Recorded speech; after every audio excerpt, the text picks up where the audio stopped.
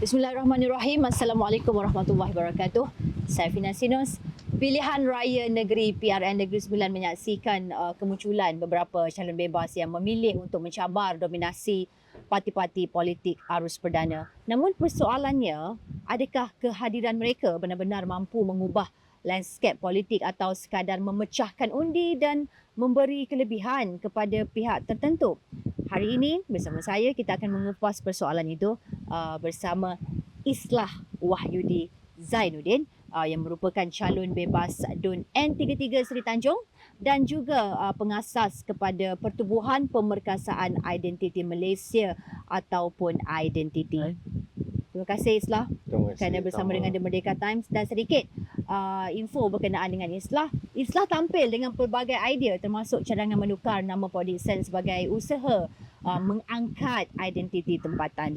Tetapi adakah itu benar-benar menjadi keutamaan rakyat ketika mereka lebih terbeban dengan kos sara hidup, peluang pekerjaan dan masa depan ekonomi? Jadi hari ini kita mahu menguji satu persoalan besar, adakah calon bebas benar-benar membawa perubahan atau sekadar menjadi pemecah undi dalam sistem politik hari ini? Baik, Islah, soalan pertama saya, mengapa Islah memilih bertanding sebagai calon bebas, sedangkan I'm sure Islah tahu sistem politik Malaysia jelas memihak kepada parti-parti besar.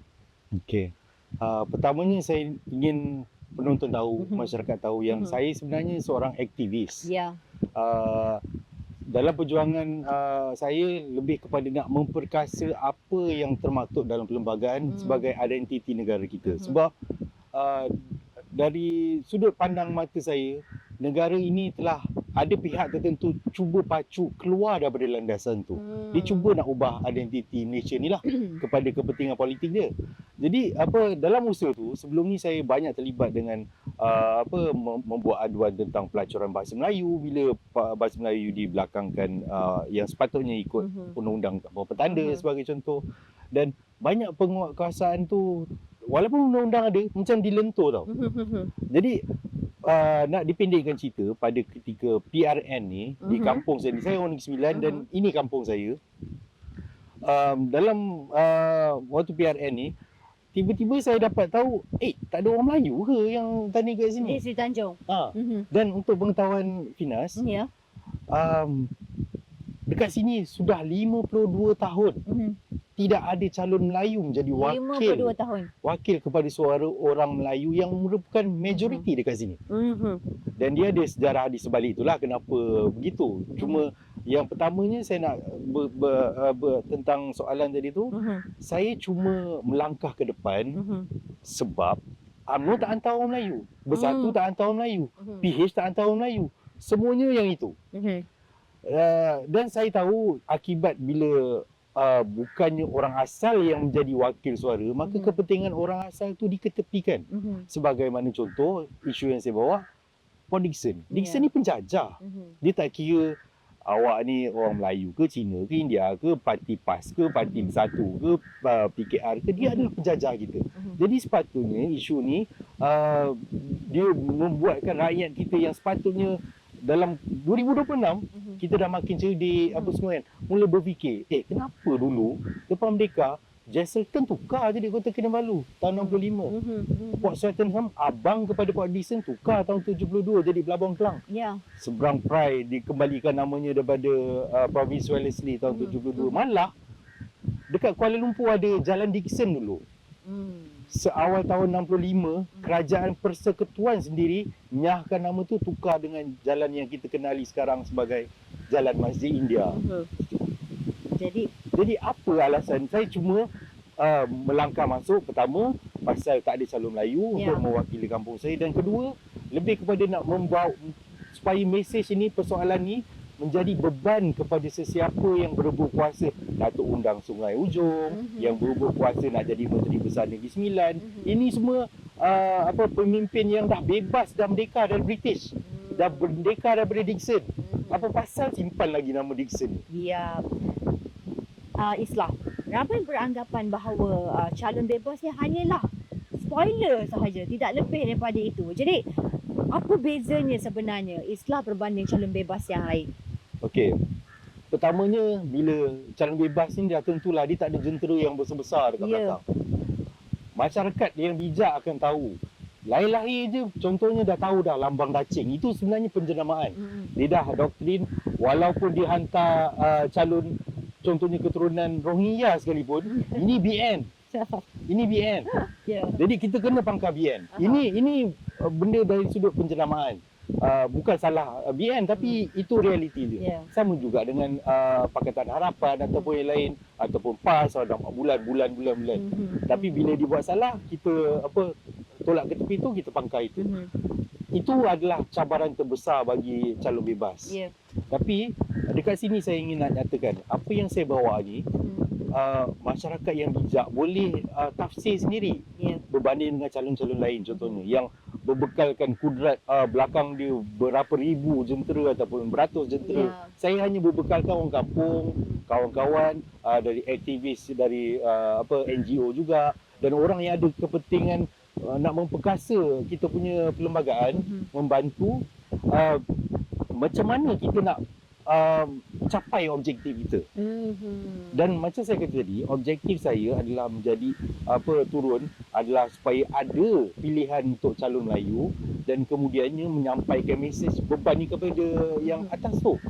Bila berdepan dengan jentera yang besar gergasi ni, maka saya terpaksa gunakan serangan tu betul-betul menusuk di jantung. Sebagai contoh, berbeza dengan calon yang lain, saya ni mungkin boleh dilihat sebagai orang yang paling benci dengan Dickson ni. Ini penjajah kampung saya ni, penjajah tok nenek saya. Tetapi saya lah yang membuat sidang media di stesen kereta api Dickson yang Dickson buat, yang dah terbengkalai, yang mana saya masukkan dalam saya punya manifesto supaya stesen ini dimasukkan dalam Akta Warisan Kebangsaan supaya diberi peruntukan untuk dipelihara. Untuk generasi akan datang tahu sejarah kita. Si Dickson ni adalah penjajah. Disebabkan dialah datuk nenek daripada India datang ke sini, dia dikerah bina landasan kereta api yang daripada China waktu tu ada kebuluran kemuliaan ekonomi di sana, datang ke sini dapat merasa nikmat kehidupan yang lebih selesa dekat sini. Maka daripada situlah kita belajar daripada sejarah supaya kita membina identiti kita bersama lebih gah daripada orang yang menjajah kita. Itu pendekatan saya sebenarnya. Tetapi ialah ada naratif-naratif yang orang menggambarkan sebagai ekstremis yang melanggar perlembagaan, dan kat sini saya nak minta penonton semua gunakan akal yang dikurniakan Tuhan lah. Berbanding dengan calon-calon lain, selain benda-benda yang dah biasa, ekonomi apa semua, saya tak boleh menjanjikan bulan bintang yang melebihi kuasa sebagai calon bebas. Saya tak ada dana, saya tak ada apa. Jadi saya tak bolehlah janji tiba-tiba nak bawa masuk pelabur bilion-bilion apa semua.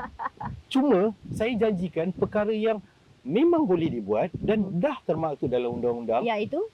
Cuma penguatkuasaan dia tak ada. Contoh, kita ada Akta Warisan Kebangsaan.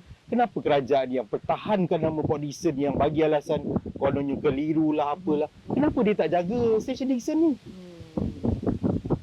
Kat situlah maksud saya senjata yang terus menusuk kepada jantung.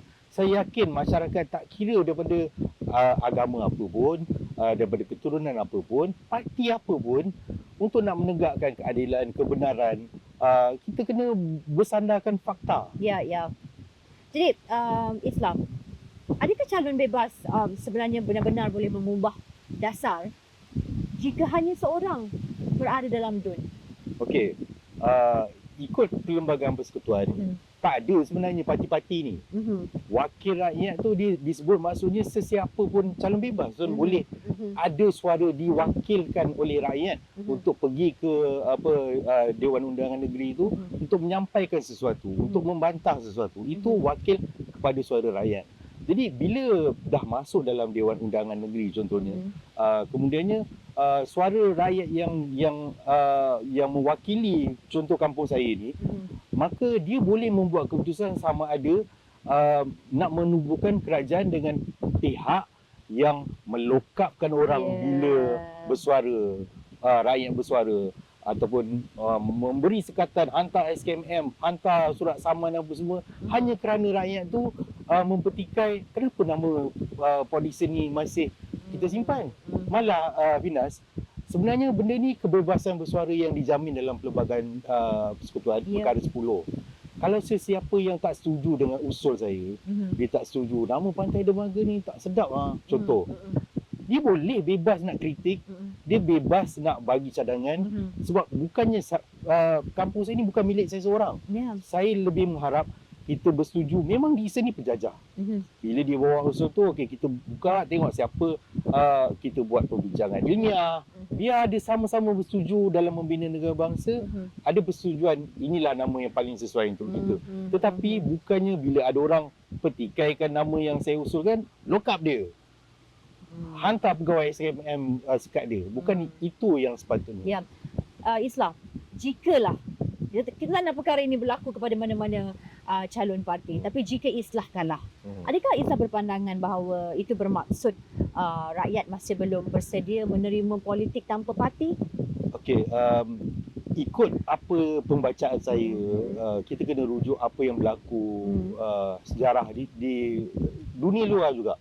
Benda-benda macam ni, apa-apa reformasi, apa-apa revolusi, apa-apa usaha gerakan Islah, dia mesti bermula dengan riak air yang kecil. Dan andai kata saya kalah, macam saya kata tadi, saya sebenarnya tak ada cita-cita politik. Saya nak untuk kampung saya, untuk bahasa saya, untuk agama bangsa dan negara saya. Saya tak perlu nak jadi menteri besar sebenarnya untuk perjuangkan itu, contoh.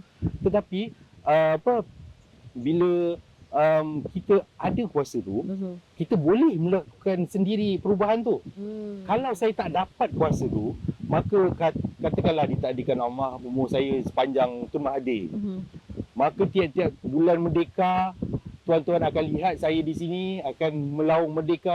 Tetapi kenapa yang penguat kuasa kerajaan ni masih simpan nama penjajah kita? Kenapa nama yang di Pertuan Besar Negeri Sembilan sendiri tak ada nama pada daerah dia sampailah 100 tahun tu? Islah, seandainya lah kan, kita tahu Islah banyak bercakap berkenaan dengan Port Dickson. Jadi seandainya lah nama berjaya ditukar, akan ada persoalan bahawa adakah kehidupan rakyat akan berubah? Okey, sebenarnya penjenamaan ni benda yang besar dan ramai orang kita tak nampak betapa besarnya perkara ni. Okey, sebagai contoh, kalau benda tu penjenamaan ni tak penting, si Dickson tak tukar nama kampung saya pergi ke nama Port Dickson, Tanjung Kemuning nama asal dia, dia tak tukar nama Port Dickson. Benda ni penting untuk nak menyampaikan, menanamkan pemikiran pada orang yang dijajah ni, bahawa kau dah dijajah, ini kawasan British. Betul. Walaupun tak ada pokok oak dekat sini, tak ada yalah, benda-benda dekat UK kat sini, tapi ini adalah kawasan British.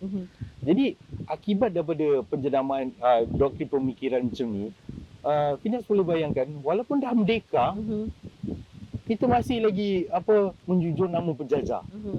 Kita nak merdeka daripada dia pasal apa? Kalau kita bercakap tentang patutnya ada manifesto maju kemajuan ekonomi. British tak maju ke? British tak bawa ekonomi yang besar ke untuk kita? Kenapa kita nak merdeka daripada dia? Dan ramai tak nampak dari sudut agama lah contohnya. Nabi Muhammad SAW, Nabi kita sendiri, seawal tahun pertama hijrah, bagi dia tukar nama Yathrib ke Madinah. Dan kalau benda penjenamaan ni tak penting, tak ditukar nama Jalan Temiang tu jadi Jalan Dr. Chen Man Hin. Benda ni semua penting untuk nak menguasai pemikiran rakyat. Bila orang dah, masyarakat saya, orang kampung saya dah terbiasa, mereka tak sedar tau yang sebenarnya nama Port Dickson ni adalah pintu kepada pelacuran bahasa Melayu di seluruh Negeri Sembilan. Saya bagi contoh sikit, izinkan teruskan. Baru-baru ni ada kawasan yang baru nak dibuka, diberi nama Hamilton dekat sekitar Nilai sana. Siapa Hamilton ni? Adakah dia orang Negeri Sembilan? Dia makan lemak cili api ke apa kan? Kalau dekat UK, Hamilton ni dia asalnya daripada Old English. Apa-apa yang nama belakang dia ada tun belakang tun ni daripada tun yang sebenarnya memaksudkan ini zaman Anglo-Saxon nama tu. pada zaman Anglo-Saxon tu dia ada okey ni kawasan berpagar untuk pertanian ke. Itu dia memberi identiti itu. Ya. Apa kena mengena dengan kita? Jadi dekat sini masalah dia yang orang tak fikir kenapa ada diluluskan nama Auckland? Ada pokok oak ke dekat Seremban ni? Contoh Spring Hill. Ya. Semua pemaju ni secara logiknya bila didesak sebab kita ada dalam nak mendaftar pusat tempat pembangunan, kita kena dulukan bahasa kebangsaan, identiti kita. Tapi bila dia bagi alasan tu Port Dickson boleh. Dekat sinilah tu saya kata Port Dickson adalah pintu kepada pelacuran bahasa Melayu di Negeri Sembilan. Ya. Cumalah Islah, seandainya jika diberi pilihan, yang mana lebih utama bagi Islah sendiri? Sama ada menukar nama Port Dickson atau membawa lebih banyak pelaburan dan peluang pekerjaan buat kawasan Dun, Islah? Okey, macam saya dah cerita secara ringkas tadi, tiap-tiap macam contoh Nabi Muhammad SAW, seawal tahun pertama hijrah, Dickson ditukar nama British ni lebih kurang 2 tahun ke berapa tahun awal lah, fasa awal. Bila kita buat betulkan balik penjenamaan, negara kita pun kita tukar nama bila Persekutuan Tanah Melayu bergabung dengan Sabah Sarawak, kita namakan Malaysia seawal itu. Bila kita adakan penjenamaan semula dengan identiti yang baru, semua ini secara tak langsung dia akan membawa pelaburan yang besar untuk nak membina identiti yang betul-betul merdeka ni. Maksudnya di sini Islah selarilah. Ya. Perlu diutamakan penukaran nama itu agar dia membawa masuk lebih banyak pelaburan dengan identiti yang sebenarnya. Ya. Ya, baik. Islah, pada pandangan Islah sendiri, apakah 3 masalah terbesar yang sedang dihadapi rakyat Negeri Sembilan hari ini? Secara ringkas, 3 yang ada dalam kepala Islah. Okey, yang sekarang ni semua umum tahu ada masalah kemelut Institusi Raja Melayu. Ya. Cuma kita pun sedia maklum kita tak boleh nak masuk campur sangat. Untuk pengetahuan, anak PD ni bukannya anak adat. Maksudnya dia tak boleh nak jadi yang di-Pertuan Besar. Tetapi kami masih anak Negeri Sembilan. Kami adat Negeri Sembilan masih Melayu, masih identiti sebahagian daripada kami. Kami junjung perkara tersebut. Okey. Tapi janganlah kami dianaktirikan sampai bila bersuara tentang nama Port Dickson yang memegang kuasa sebagai Datuk Undang ataupun yang di-Pertuan Besar, tak nampak suara kami ni. Seolah-olah kami ni masih lagi bawah Selangor. Sebab dulu Port Dickson ni bawah Selangor.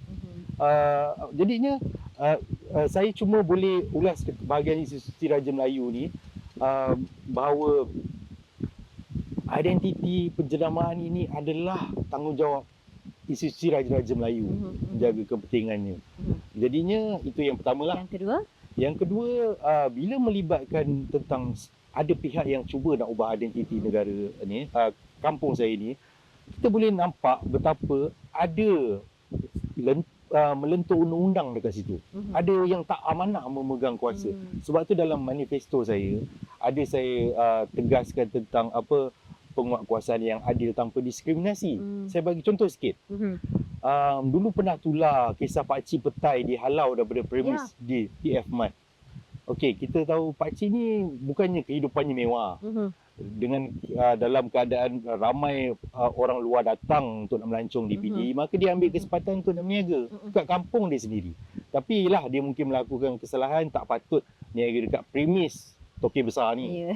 Tetapi dalam sudut yang lain, saya banyak buat aduan pelacuran bahasa pada papan-papan tanda pintu gerbang binaan tanpa permit yang tak ada kaki ni. Yang tak ada kaki macam pakcik ni, yang tak perlu makan macam pakcik ni. Kenapa tindakan tak dikenakan terhadap pesalah-pesalah yang telah melanggar undang-undang ni? Dekat sini yang saya tegaskan, walaupun manifesto saya tak ada sebut bilion-bilion, tapi ini perkara asas. Perkara asas bagi seorang rakyat untuk nak menikmati kehidupan yang merdeka bawah satu kerajaan yang sepatutnya membela nasib mereka.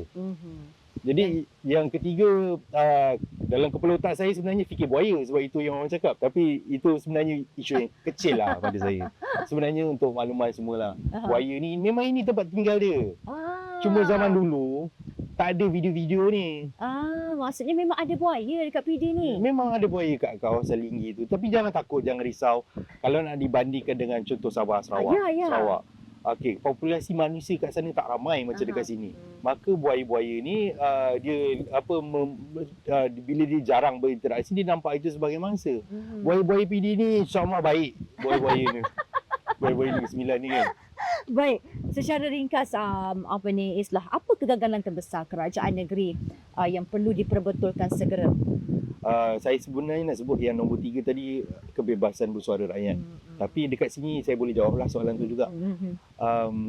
Bila contoh tadi, bila penguat kekuasaan ada diskriminasi, lepas tu rakyat nak petikai, macam kita ada hak dalam perlembagaan, hak bersuara, kita nak petikai benda tu, tiba-tiba dilokap, dikenakan tindakan. Sedangkan contoh orang yang terang-terang bercanggah dengan perlembagaan, terang-terang boleh mendatangkan pecah keamanan tu, Kula Segara dia buat kenyataan bukan Melayu itu pendatang di tanah Melayu. Kenyataan itu sebenarnya sangat besar kerana menyentuh raja-raja juga. Raja-raja adalah Melayu. Kita adalah negara yang ada raja paling banyak dalam dunia. Thailand tu, Finas, ada satu raja je. Tapi bahasa Thailand tu bergema seluruh pelosok. Malu tau keadaan ni. Bila raja kita dikatakan pendatang di tanah Melayu. Bahasa Melayu sendiri kita ada raja yang ramai tapi tak berkumandang sebagaimana kedudukannya yang tinggi. Jadi bila orang petikai pula, maka kebebasan bersuara rakyat itu dibisukan, disekatnya. Ini sebenarnya benda besar. Itu masalah yang menyebabkan perlu kerajaan sendiri jadi dah diberi mandat oleh rakyat untuk menjadi kerajaan, kena amanah ikut lembaga persekutuan tu. Tak ada sesiapa pun yang lebih tinggi daripada Perlembagaan Persekutuan Malaysia. Islam, bagaimana pula dengan kelemahan pembangkang sehingga gagal menjadi alternatif yang lebih meyakinkan? Okey, sebab saya bebas, maka saya boleh kritik siapa-siapa pun. Ini kelebihan calon bebas. Kelebihan yang saya harap penduduk Seri Tanjung ataupun nama asal Tanjung Kemuning dapat faham bahawa ini bukannya cerita pasal parti politik. Ini kepentingan kita, kepentingan rakyat, kepentingan OPD dan kita sama-sama boleh menjadi contoh kepada seluruh Malaysia. Okey, berbalik kepada soalan, sebagai contoh pembangkang. Pembangkang ni macam isu nama Port Dickson. Kenapa mereka tak bersuara? Contohlah kan, yang saya nampak dari sudut politik, disebabkan benda ni dah dinormalisasi, dah ada, termasuklah pakcik-pakcik keluarga saudara saya yang menganggap Dickson ni sebenarnya macam datuk nenek dia, bukan penjajah. Maka pembangkang ni takut nak bersuara, dia takut hilang undi. Sama macam kerajaan juga. Itu sebab utama dia. Kenapa nama itu masih kekal di situ. Cerita dia bukannya tak boleh ditukar, bukannya perlu disimpan, tak ada sebab nak simpan. Tetapi mereka tak berbuat begitu kerana takut hilang undi. Sama juga dengan isu binaan-binaan haram, sama juga dengan isu pelacuran bahasa Melayu. Benda yang termaktub dalam perlembagaan, dah ada undang-undang. Mereka tak takut nak bersuara tentang itu hanya kerana takut hilang undi. Okey. Islah, kita dah masuk ke segmen hot seat. Maksudnya di sini Islah hanya perlu menjawab ya atau tidak, ataupun pilihan jawapan yang saya bagi je lah, tidak perlu menghuraikan. Kalau huraikan pun secara ringkas sahaja. Okey, soalannya adalah, adakah politik hari ini lebih banyak retorik daripada penyelesaian? Setuju atau tidak? Ya. Setuju. Retorik. Baik. Yang kedua, manifesto masih relevan atau sekadar bahan kempen? Masih relevan atau sekadar bahan kempen? Relevan, tapi perlu ada dia tak boleh macam sekadar kitab suci begitu lah. Dia kena ada, perlu direalisasikan, betul. Bukan dicapatikan. Betul. Baik, politik kaum masih mendominasi pilihan raya? Boleh ulang lagi? Politik kaum masih mendominasi pilihan raya? Ya. Baik. Adakah pengundi sebenarnya lebih mengenali logo parti berbanding calon? Mengundi logo parti berbanding calon? Ya. Yang mana? Yang mana? Pengundi masih terpengaruh dengan logo calon. Bukan logo parti. Logo parti. Baik. Siapa lebih berkuasa hari ini? Parti atau wakil rakyat? Parti. dalam satu ayat, apakah kelemahan terbesar politik Malaysia hari ini? Dalam satu ayat je. Kegagalan semua yang dilantik oleh rakyat menjadi pemimpin untuk nak memperkasakan apa yang termaktub dalam Perlembagaan Persekutuan Malaysia. Dalam satu ayat juga Islam, apakah pembaharuan paling mendesak yang perlu dilakukan di Negeri Sembilan? Di Negeri Sembilan ya. Perlu ada cara macam mana untuk nak mengelakkan apa yang berlaku sekarang institusi Raja Melayu, kemelut yang berlaku tu supaya tidak berlaku lagi. Itu yang pada saya keutamaan sebab itu tonggak dia. Dan macam apa yang berlaku, yelah ada sebenarnya memang ada belakang tabir tu campur tangan politik. Tapi perkara itu perlu kita ada penyelesaian dia supaya tak ada campur tangan. Islah, secara ringkas, nyatakan kepada para pengundi Seri Tanjung menjelang hari pengundian pada Sabtu ini. Okay, Assalamualaikum orang kampung saya, tak kira Melayu, Cina, India, Punjab, Baba Nyonya.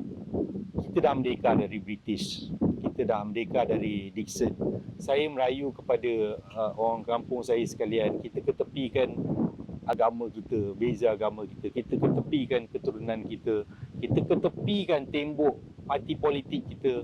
Kita tunjukkan kepada seluruh Malaysia supaya PD ini boleh menjadi contoh perpaduan tanpa pengaruh parti politik, supaya dapat dicontohi semua, supaya dapat kita naikkan pada mata di peringkat kebangsaan betapa orang Melayu di sini, orang Cina di sini, orang India di sini melihat sejarah itu sebagai sesuatu yang perlu kita garap sebahagian daripada kita. Bukannya kita tutup, kita putar belit, kita mainkan perkara itu untuk nak menyebabkan perpecahan. Jadi saya sekali lagi merayu dan buatlah kajian, kenalilah calon-calon yang bertanding yang mewakili suara tuan-tuan dekat kampung kita ni supaya lebih tuan-tuan dapat faham apa yang mereka bawa sebenarnya, apa yang dapat mereka tawarkan kembali kepada tuan-tuan sebagai wakil suara tuan-tuan. Undilah Islah, calon bebas nombor 4, Islah Wahidi bin Zainuddin, logo perahu. Ini simbol Pekan Tanjung Kemuning, iaitu Pekan Nelayan. Alright, okay. Terima kasih kepada calon bebas DUN N33 Seri Tanjung, Islah Wahyudi Zainuddin untuk masa bersama kami di Merdeka Times. Dan sedikit kesimpulan daripada saya, hari ini kita mendengar sendiri pandangan seorang calon bebas yang memilih untuk mencabar sistem politik arus perdana. Sama ada beliau benar-benar membawa agenda perubahan atau sekadar menawarkan perspektif berbeza, akhirnya kuasa penentu tetap berada di tangan rakyat. Dalam demokrasi, setiap undi membawa makna. Persoalannya, adakah pengundi akan terus memilih parti seperti kebiasaan atau berani memberi peluang kepada calon yang menawarkan pendekatan di luar kerangka politik konvensional? Dengan itu, saya Fina Sinus. Assalamualaikum warahmatullahi wabarakatuh.